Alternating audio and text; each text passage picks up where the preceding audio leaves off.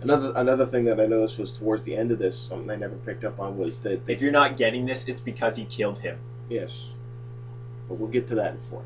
Yeah. Something else I never noticed at the end of 2, because I never really watched 2 a whole lot, was the plans for the Death Star. I didn't realize that they had them back that far. I thought it was just something that came when Vader showed up. Here's another problem I'm getting with the movie. I'm gonna bring the timeline out again.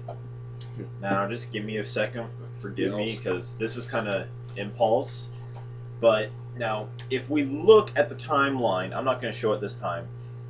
In let's just assume episode 4 is when they destroy the Death Star. Now, we don't necessarily know when they build it again. Oh, that's when they built it. They built it right... Okay, so right before episode 4 is when they started building... Oh, sorry, I got off topic again. Alright, so now they blew up the Death Star in episode 4.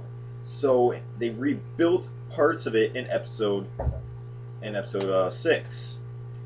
Now, there's, according to the book, there's a 4-year time difference between that. So that means they built the second Death Star operational within 4 years. Now, we see at the end, like, I'm sorry about kind of throwing this out there about episode 3. We see at the end of episode 3 they had the Death Star being constructed.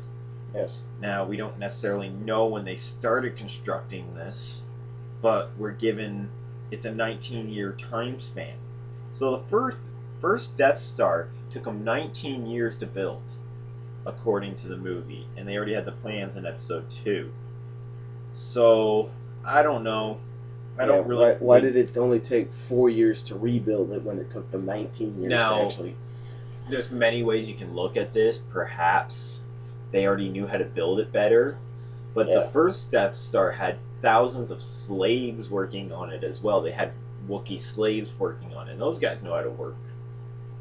And also think, in episode 6, the Death Star 2 wasn't completely finished. But it still had the big laser. Yes. It was actually harder to blow up. Yeah. So, I don't know. There's many ways you can look at that. But at least we understand that. Somewhat. I don't see how these bug guys that aren't even on any other planet can make the most deadly weapon in the galaxy.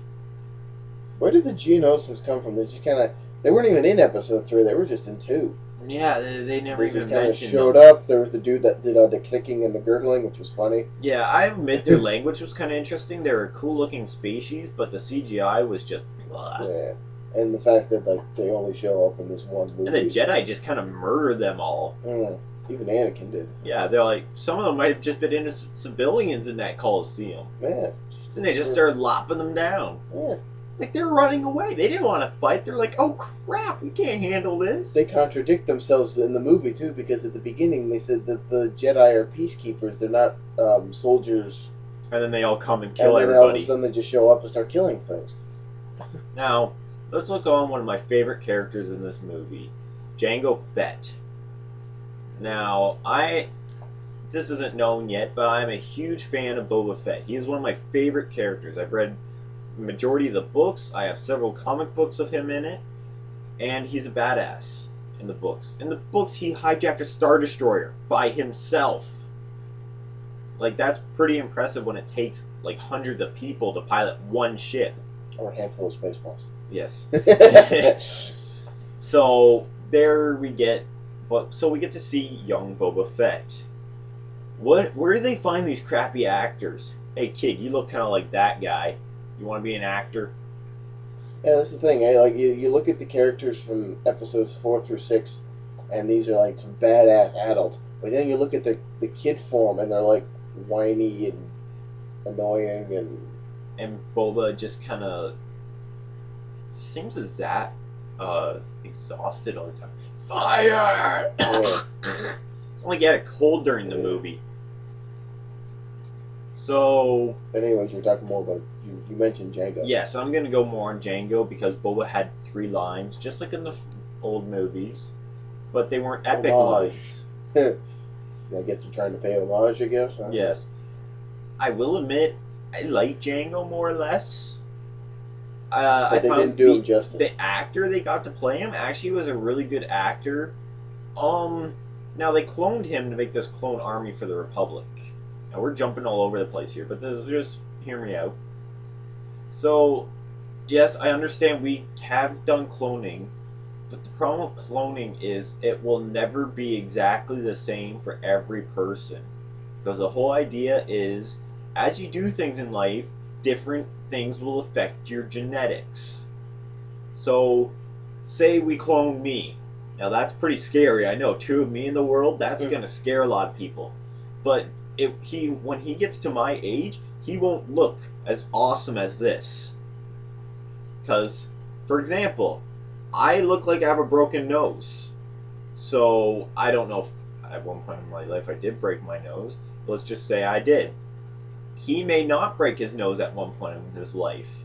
He may have a perfectly normal nose. That may affect the entire look of his face. I had many accidents as a kid with a go-kart. It was a game me and my cousin used to play of, let's attach my little red wagon to his go-kart and see how far I can fly out of the go-kart. That's what happens when you live in the country. What happens if a clone of me doesn't do that? He's probably going to look a lot less scratched up and beat up as I am. So, there's the thing. So, these clones aren't going to look exactly the same as like they portray them to be. Yeah. They look relatively similar. But think about it. You know how much work it would have been trying to Yes. digitally alter the one actor to make it seem like it's the same guy, but yet make it look different? See, this is a thing I kind of thought throughout the movie. Yes, they wanted to be epic. Yes, they did show like they wanted scenes to be epic. But would you really have mind if they scaled them down a bit and cut out the CGI and kind of just like instead of showing all the clones, they could have just shown like a group of them training with their guns and everything, and just kind of like altered the actor to kind of have like slightly different facial features during it instead of showing. And then when they show the grand landscape of all these clones, just kind of don't be as attention to detail maybe during that, or just have them all helmeted. Yeah. Like, just every time we do these reviews, I always think of some better way of doing the movie. So, there we go. Jango Fett is kind of... He's got his epic one-liners, which is how the Fett should be. Now, as I've read the books, Jango Fett has a little thing called Mandalorian armor, which is invulnerable to lightsabers. Now, whenever I talk to someone about this, they always say, yeah, if that's true, then how come Mace Windu lopped off his head so easily? Because who armors their neck? It's the weak point in the armor. Yep. Now, It's not just been proven in this, but it's also been said in Lord of the Rings and a few other movies. and books of the Star Wars novels. Now, my idea was always to make Mandalorian chainmail. That sounds badass. But so let's take a look at the Jango fight Fett between Jango Fett and Mace Windu.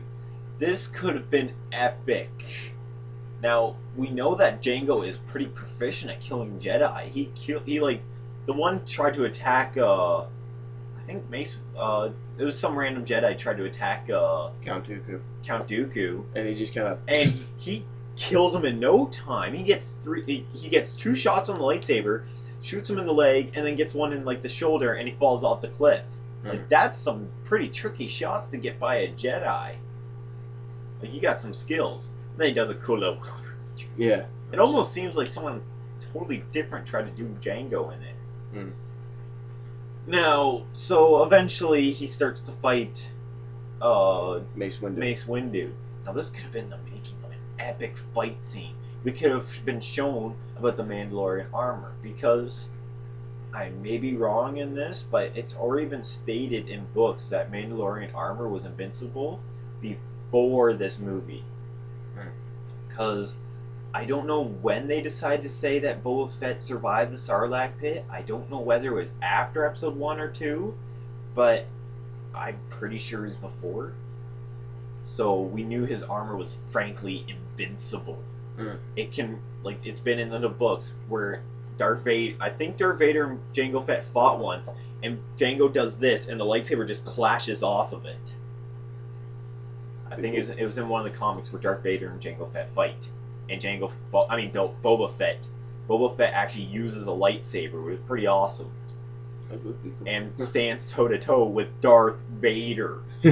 Now, if he's a clone, shouldn't Jango Fett be this awesome?